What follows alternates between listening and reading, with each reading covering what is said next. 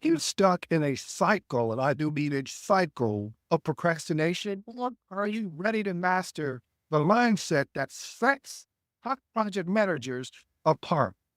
So you want to know what's stopping you from earning your certification that will potentially transform your career. So the question is, are you ready to control and transform your future? Well, number one, acknowledge resistance and call it out. All of this concept from Stephen Pressfield. He has two books. The second one I'm reading now, which is, he has many books, but this is the second book that I'm reading is Turning Cold of Functional, where this concept originally came from was the war of art. Basically, it's called the war of art, breaking through the box and win the inner creative battle. The reason why I love this book is because he talks about how if you are self-sabotaging yourself in a way, because what ends up happening in is when you start getting in a loop of distractions. Okay, maybe I'm talking about myself. I hope we can have some church today and somebody's going to give me an amen because this is really true. How many times have you said, made a commitment? You made a decision and our choice to say, I'm going to sit for this CAPM exam. I'm going to sit for this PMP. I'm going to sit for this PSL, or I'm going to sit for the exam is for around project management or agile or scrum, whatever it is. And then you go through the battle, the resistance. You are, oh, watch this, family. You are afraid, but you're concerned that you may fail. And so the fear of failure, which is often disguised as procrastination. Boy, this is about to get good to me. And the reason why, family, is because a lot of times we may really want that goal, but we allow what is happening around and most of all, what's inside of us just prevent us to move forward. So here's my actionable tip. Write down one negative that you thought about when studying for the exam and replace it with a positive affirmation, such as, I am capable of mastering this material. I am destined to pass this test. I am, you see, I'm going with this family. Tip number two, why does mindset make a difference? Again, why does mindset make a difference? See, mindset shapes how we approach challenges, staying motivated, and handle setbacks. And I know before the comments even start, I'm going to help you too. And I'll lead you to the comment section with this part here. I understand that mindset is not everything, or is it?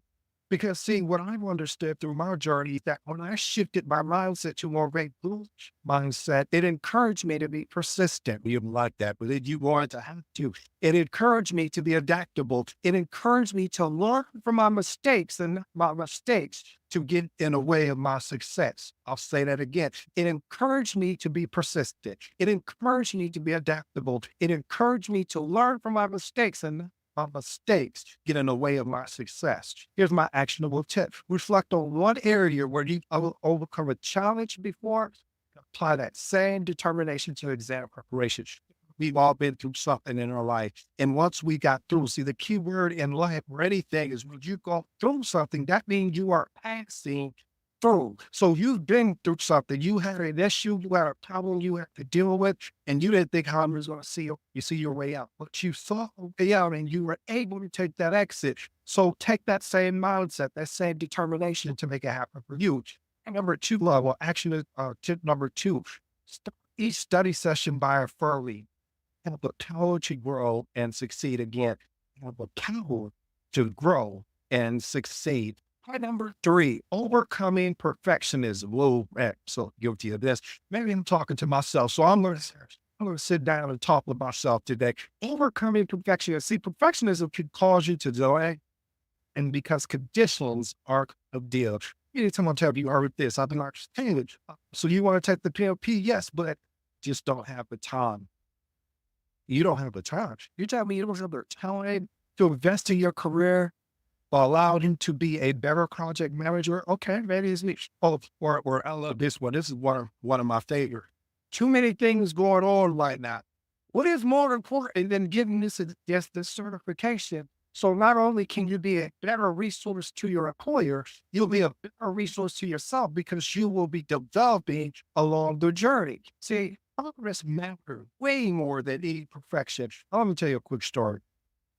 I remember when I was waiting for the perfect time and I had a wake up call because this is what happened. I was a contractor for an organization and I didn't realize at the time was they were about to do something that was going to shake some things up. So I go in there, it was supposed to be a 6-month contract, and something said, hey, you know what?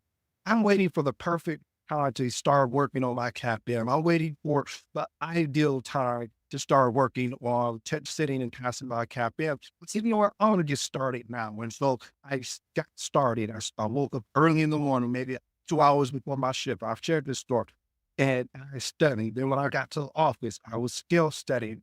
One day, I get a message from my manager, and he said, hey, could you come in the conference room? We're having a big meeting. Just want you to be part of it. I'm like, okay, no problem. So I meet him at the top. I'm walking to the conference room. I open up the door, and you just see a row of HR people and the staffing firm that brought me into that organization.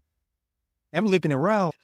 Hey, what is going on here? So I sit down, and next thing they say is, hey, we're making a transition as far as we're letting all of our contractors go. And it's nothing you did, is nothing, your work ethic is amazing, et cetera, et cetera. However, we made a decision because market conditions and all these different things. It was so ironic that probably, I don't know if it was a day or a week before all of this happened, set and passed my captain exam. What am I telling you? At first, I was waiting for the perfect time. I'm waiting for the perfect time. I'm going to wait till finish this particular degree, or I'm going to wait until my job stops giving me so much things to do. Look, you need to get started today. I'll give you tonight, think it over, but tomorrow I hope you're taking action. Here's my actionable tip. Choose one concept to study today, even if you can't dedicate much time. Start small. Starting small beats doing nothing every day and any day. Point number 4, embrace the journey over the destination. Again, embrace the journey over the destination. See, when you focus on learning and mastery rather than passing it's huge. When we focus on learning and mastery, rather than passing the exam, the outcome naturally takes care of itself. What I'm saying here, family, is that a lot of times that I've been so guilty of it, I remember I'm for chills, where I was so caught up in the certifications. I need to get this cert and that cert. And happens next? What am I doing with it next? How am I getting back from what I've learned, the mentors and the education that I learned that forwarded me? Well, this is what I'm doing it now. And another reason why is that you want to get so caught up in after you pass a certification, and you don't have the next step in your position. Because what you want to ensure that you're doing is not only just learning the information to pass the exam, you want to be able to take that information and apply it to your job. So just to see if it works. It's my actionable tip. After studying a topic, think of one way you can apply it to your work as a project manager, that you're a project manager. Apply it to your personal life. If you are working on a job, there's bits and pieces that you could be able to pull from the management methodology or a Scrum framework or any of these type of frameworks, methodologies, and apply it. Because see what this does is it starts building deep understanding instead of what I call surface understanding. You don't want me to go there, but you know what surface understanding is that you sit down to sit and pass an exam, and then you put all the material away after you pass. You don't like that, but we're going to keep working, because by the end of this, I hope there's something that I elucidate somebody. Point number 5. Commit to a no excuse policy. Again, commit to a no excuses policy. See, we have to treat study time like a sacred time. There's going to be many opportunities. One of my feedbacks, I should say feedbacks, one of the tips I've shared with you before is having the ability to put your phone in do not disturb, or put it in focus mode, or put it into sleep mode. Because if you don't do this, I guarantee you, YouTube is undefeated. Facebook is undefeated. With any other social media, not even that. No, we're not even going to go there. Let's look at emails. Because it only takes that one time, because you say, I only will spend 5 minutes on looking at a YouTube, but I'll probably stay the whole time for this episode. But you can say that, and then next thing you know, 5 minutes turns into an hour, turns into 2 hours, and then you look up, and then now you're frustrated because you're like, that's the time I should have been stepping in. Okay, you think I'm talking to you. I'm talking to me because this has happened to me plenty times that I can account, until I start saying, I have to put this in do not disturb. Evidently, I'm not strong enough to what I see one of my favorite creators, or one up there on a seed, an email that I feel like I have to get to it now. I don't even see it until I take my phone out of do not disturb. So my actual tip to you is block study time on your calendar and treat these things as non-negotiable. Do you know what a non-negotiable is for me? When I'm studying, phone. If you call me, you are straight to voicemail. And if it's something important, leave a message. I'll definitely get back. But we have to set these standards, because if we don't, we may miss out what the next thing is for us, which is point number 6, having the ability to reframe failure as feedback. Again, reframe failure as feedback. One thing, the way I looked at failure compared to most, is that I failed, but I've never had failed. Says something made me missed it. I failed. I mean, the very first time I took the PMP, I failed so miserably. I was like, this test ain't, but I guess I'm not built for this test. So I started going down that whole rabbit hole instead of looking at reframing my failure as feedback. See, the test was telling me you need to improve in this area, or this knowledge area, or that knowledge area. Let's see it that way first. Instead, to provide valuable insight into areas that need improvement. They are actually stepping stones, family, to your success. Here's my actionable tips. Keep a lessons learned notebook where you note down questions you missed and their correct answers.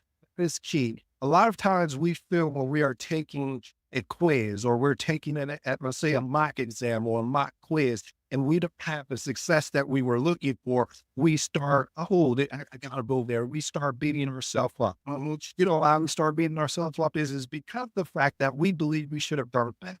But what we're failing to realize is that the fact of we are here to learn. If it was the real thing, it would be different. We are here to learn. We are making these failure attempts, or we're fitting on purpose so we can learn where our weakness is at. Let me work point number 7. Point number 7. Visualize exam day success. Positive vibes. Visualization boosts confidence and reduces anxiety. One of the things when you're ready to take a test, when I first started doing this was, and literally whatever the clothes I was going to wear, that's what I wore and actually took my mock exam, meaning let's say for the PMP, 180, I think it's 180 questions, and literally sit down in the clothes I was going to wear for the exam. Here's my actionable tip. Spend 5 minutes each day imagining yourself confidently answering questions, passing the exam. Well, what I tell my good friend and buddy Erica, I said, sit and pass the exam. So embrace the certification as a calling. Calling all certifications. And look, viewing the certification as a personal and professional milestone gives a greater meaning. I like that.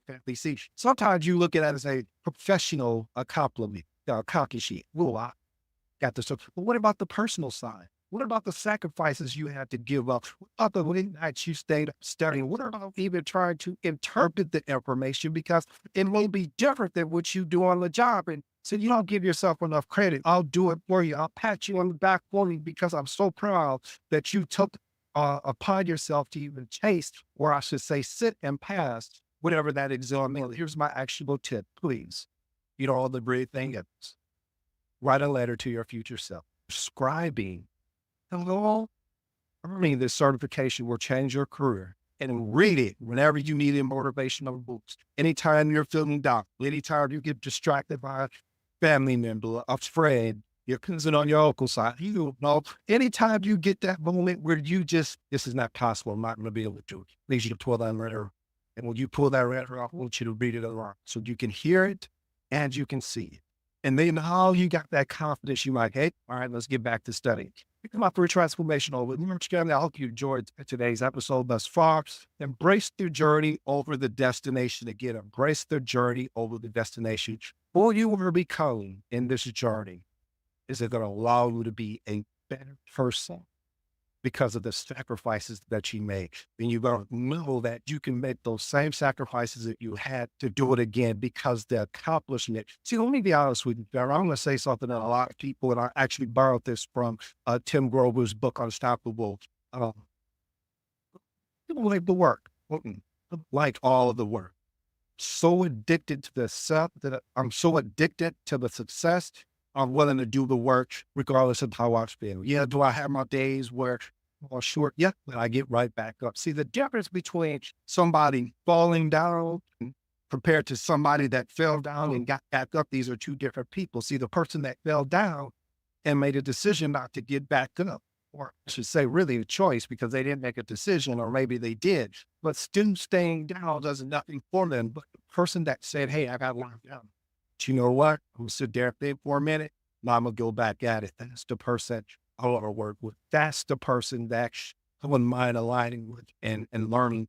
Point number two, overcoming perfectionism. I shared the story about the captain when I was looking for the perfect time to sit and study. I was looking for the perfect study space. I was looking for the perfect window. It's not possible because what it end up is that, yeah, you may find these perfect days, but what happens when there's not so perfect? What happens when you hear people outside of your house and they're out there bouncing the basketball? What happens if they're out there playing?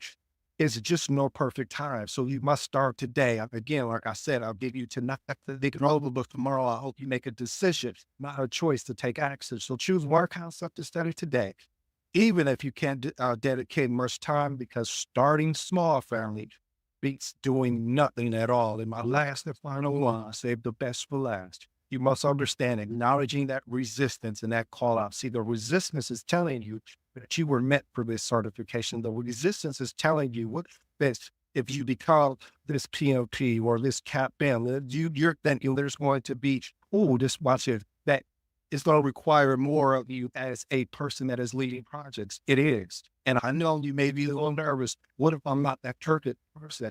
And then imposter syndrome comes in. And I'm going to tell you that imposter syndrome is not real. It's there, but it's not real. It's up to you to take a positive mindset and use a positive affirmation. Like I said, shared with you before, I am capable of mastering this material. So I hope you enjoyed today's episode.